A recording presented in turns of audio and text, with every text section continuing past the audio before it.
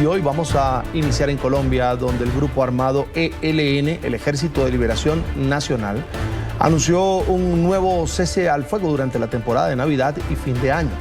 Este cese comenzaría a las 0 horas del 23 de diciembre y terminaría a las 0 horas del 3 de enero. En la misiva se ordenó a todas las estructuras de este grupo, al margen de la ley, no realizar operaciones ofensivas contra las Fuerzas Armadas del Estado. Entre tanto, hay expectativa en el país de si cumplirán o no en medio de la búsqueda de un acuerdo de paz. Por su parte, el presidente colombiano Gustavo Petro reaccionó a través de su cuenta en X diciendo: el fin de la guerra es el propósito para el 2025. Le damos la bienvenida de inmediato a Juan Falconer, es asesor político y jurídico, experto en seguridad y solución de conflictos. Juan, estás en pantalla, bienvenido, buena tarde, gracias por atendernos. Carlos, un fuerte saludo para ti y todas las personas que nos acompañan, siempre un gran placer. Ya es normal que estos grupos criminales al margen de la ley en Colombia cesen actividades, incluso, presumimos, para ellos mismos irse a disfrutar de un descanso. Lo cierto es que en el mensaje que emite el ELN dice como que estamos demostrando nuestra voluntad de paz. ¿Le creemos, Juan, al ELN? Carlos, tú lo definiste de la mejor manera. Es una tregua para ellos mismos porque en realidad no hay una vocación de paz. Incluso el ELN ya lo ha hecho saber que no va a firmar ningún acuerdo de paz con el actual gobierno. Miremos cuando hubo cese bilateral entre el gobierno nacional y el ELN, la cantidad de veces que ellos volaron oleoductos, siguieron con sus actividades terroristas, sus actividades del narcotráfico. Es decir, esta ha sido una guerrilla que ya se han pasado alrededor de 7, 8 grandes procesos de paz con ellos. Ninguno ha llegado a buen puerto y pues ahora mucho menos que tienen a un gobierno que resulta muy complaciente. El presidente Petro nos invita casi que a agradecerle al ELN por esta tregua en estos días navideños, cuando en realidad debería exigirles un cese total de las hostilidades y de las actividades delictivas y que de verdad hagan parte de un proceso de paz serio. Pero por lo pronto, pues no solo no hay que creerle al ELN, sino que hay que cuestionar duramente la vocación y la voluntad de paz de este grupo guerrillero, terrorista y demás, y por el otro lado, la actitud débil, complaciente del gobierno nacional, que ha sido muy lamentable. Bueno, lo que dijo el presidente Gustavo Petro fue exactamente en su cuenta de X: el fin de la guerra es el propósito para el 2025. ¿Cómo ves tú ese propósito, Juan? ¿Alcanzable o realmente inalcanzable?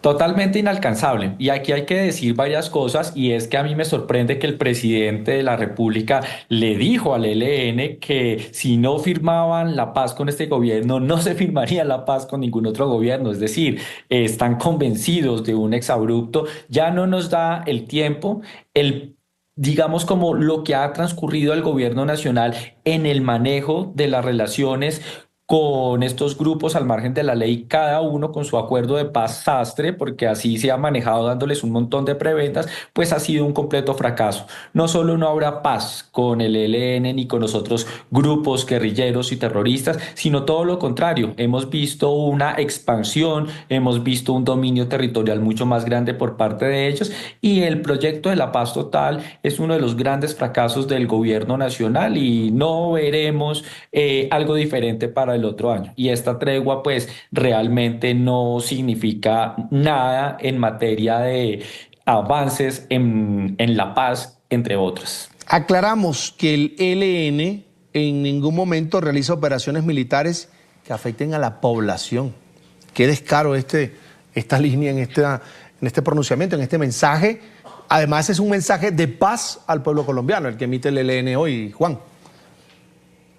Sí, esto es increíble. Realmente se ha cruzado la delgada línea en la cual ellos ya no hay una cordura, ya no hay un respeto por la inteligencia de los colombianos, cuando el ELN manda estas misivas haciendo o intentando hacer creer que ellos tienen todavía un tipo de ideología, en realidad jamás la han tenido, pero eso de decir que nunca han atacado a la población civil es un exabrupto, porque muchas de las operaciones mayoritariamente siempre han estado volcadas a hacerle daño a la población civil cuando la dejan sin electricidad, sin servicio o suministro de agua, cuando acuden al secuestro, cuando actúan con esas actividades del narcotráfico, entre muchísimas otras. Entonces, de verdad que este comportamiento del ELN, que por demás siempre ha sido así, es una vergüenza, y lo más vergonzoso de toda esta situación es la actitud del presidente de la República, casi que festejando esta decisión por parte del ELN y diciendo que la paz sea un propósito para el 2025, cuando claramente ha sido un fracaso. Juan, tú has sido muy crítico de la gestión del presidente Gustavo Petro frente al manejo de la relación que tiene que haber de alguna manera indirecta con los grupos al margen de la ley, porque hay una voluntad expresa como política del gobierno por parte del presidente Gustavo Petro de llegar a un acuerdo de paz, no solo con el ELN, sino también con otros grupos criminales que hacen vida en territorio colombiano. Y entiendo que la crítica va por la desatención a temas de seguridad en Colombia, porque normalmente cuando se va a estos procesos, la fuerza pública, que tiene un mandato constitucional, no puede dejar de actuar frente a los criminales. Y esa ha sido una crítica constante al gobierno de Gustavo Petro. ¿Qué tan fortalecido está ahora mismo el ELN luego de que Gustavo Petro ascendiera al poder y llegara con su propuesta de paz total? Carlos, pues lo que nosotros hemos visto acá de una manera alarmante y preocupante es que estas estructuras que están al margen de la ley pues han tenido un crecimiento exponencial, y hemos visto cómo, por ejemplo, apartémonos un momento del ELN por un caso que a mí me llama mucho la atención, pero es de las disidencias de las FARC.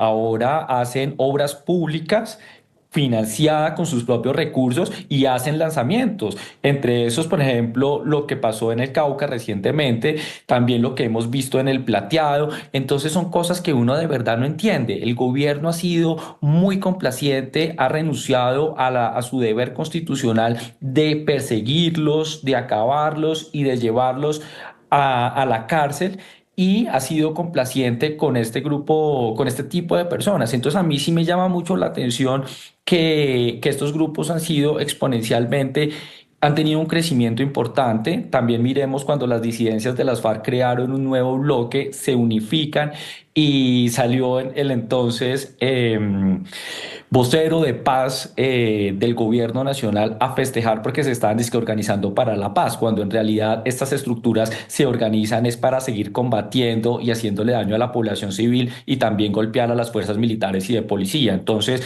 han tenido un crecimiento exponencial, hay mayor control territorial, hay mayor crecimiento de las áreas de cultivo de coca en el país, y la promesa y la oferta institucional que nos prometió el gobierno, por lo menos en el Plateado, no solo no se cumplió, sino que las disidencias de las FARC ahora inauguran obras públicas allá, y el gobierno y todo el mundo tiene que verlo, y nadie recupera la autoridad territorial.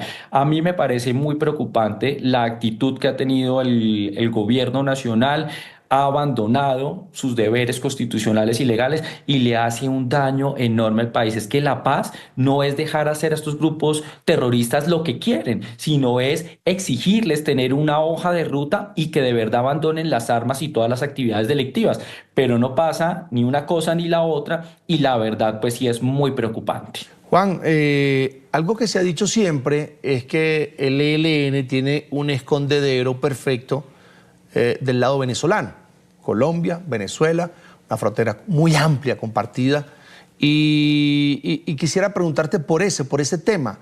¿Esto es real? ¿Hay pruebas que sustenten o testimonios que sustenten que la guerrilla del ELN, cuando se siente acosada, acorralada por el ejército, las Fuerzas Armadas de Colombia, puede parar en Venezuela tranquilamente con el beneplácito de los militares venezolanos?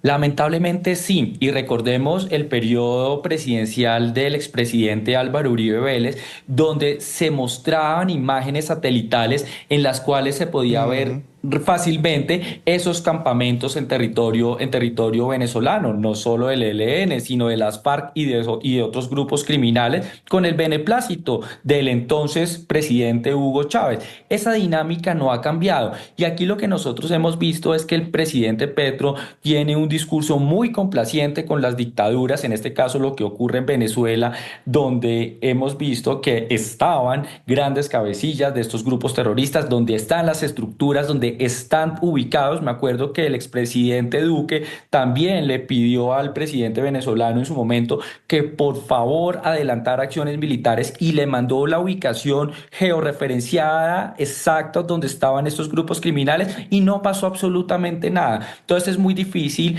cuando hay gobiernos vecinos con una frontera tan grande como es la de Venezuela con Colombia, cuando se es complaciente con estas estructuras criminales que pasan la frontera y son protegidos. Entonces sí es un tema muy cuestionable, pero al presidente Petro realmente tiene un discurso muy complaciente con Cuba, con Venezuela, con Nicaragua, aunque con Nicaragua ya no tanto, pero es decir, con estas dictaduras, y pues realmente pues es muy difícil cuando un presidente que se autodenomina demócrata justifica este tipo de cosas y sobre todo cuando nos juegan de esa manera y nos hacen mucho daño.